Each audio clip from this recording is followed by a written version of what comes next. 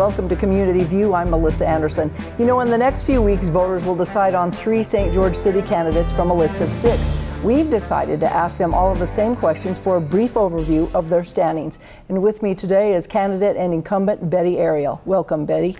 Hi, thank you. Thanks for being on the show. Tell us about who you are, what you do on your off time as a council now, and why you are qualified for this position. Well, I was the Southern Utah director for Senator Mike Lee, with 11 counties to take care of, up until just a month ago, and I retired myself. It's a job that I've absolutely loved. I was tired, so. Anyway, I'm retired, and it's fabulous. I love it. So you're retired? From that particular enterprise, but I'm very much looking forward to continuing my work with the City Council. I have great curiosity about the city and what happens with the city and what this municipal government is all about, and it hasn't disappointed me. Oh, that's good. So what do you feel are the most utmost issues right now facing the city of St. George? Well, some of the issues that the people might have might be a little bit different than mine.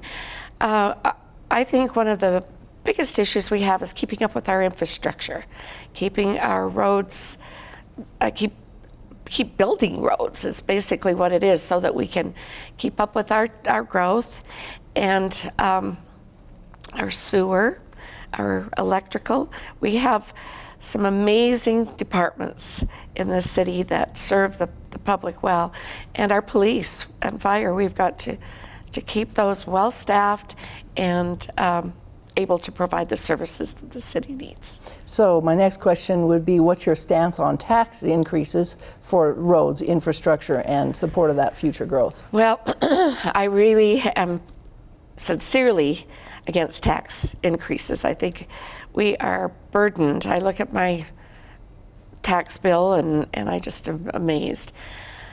But there's some realities, and the realities are that some of the taxes that we are able to get, like a bond or those types of revenue sources, are designed for specific things. So they can't, even though we have money, we can't use it for roads.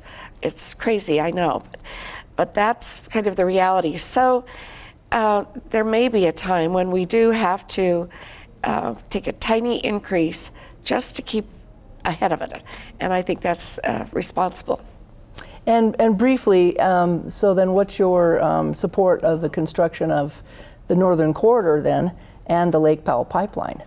Well, I've been involved, or hearing at least, the term Northern Corridor for some time. I was on the first Habitat Conservation Steering Committee, and it was talked about then. We knew we needed to go east-west in this county, and it's something we have to do. We just simply have to do it.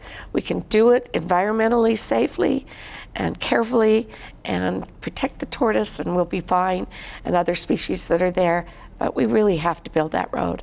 And as far as the pipeline, why wouldn't we? That's the question I ask people. We own the water.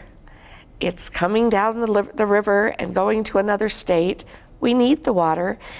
Maybe not immediately, but we will need it. And we've paid for it. And if there are exorbitant costs involved, those are imposed by our own environmental ness, I'm going to call it. That's probably not a word, but where we some of our citizens just are so concerned about things that we are overprotective. And finally, why should people vote for you? Well, I ask myself that every day. I'm a sincere, honest person with common sense, a love of this natural beauty, a sincere caring of the people, and I love the arts, and I feel like this city is just at the cusp of just absolute greatness, and I'd love to be here to help with that. All right. Well, thank you for joining us, and good luck in the future. Thank you. All right. And that's all we have time for. Thanks for watching. Be sure to tune in for more interviews with candidates prior to the election day, and remember to get out and vote. Have a great day.